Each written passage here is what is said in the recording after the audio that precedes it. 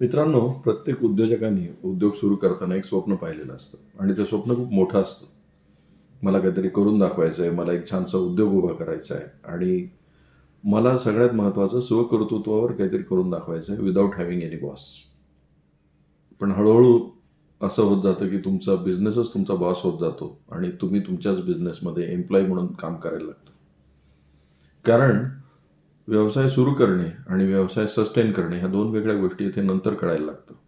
आणि जसा-जसा व्यवसाय वाढायला लागतो, तसं-तसं हे कळायला लागतं, की मला जी माहिती आहे ते नॉलेज आणि व्यवसाय चालवायला काय नॉलेज लागतं ह्या 2 वेगळ्या गोष्टी आहेत. कारण कदाचित एकच छोटंसं टेक्निकल नॉलेज घेऊन मी व्यवसाय सुरू केला, तो सफिशियंट नाही आहे व्यवसाय सुरू ठेवण्याकरता.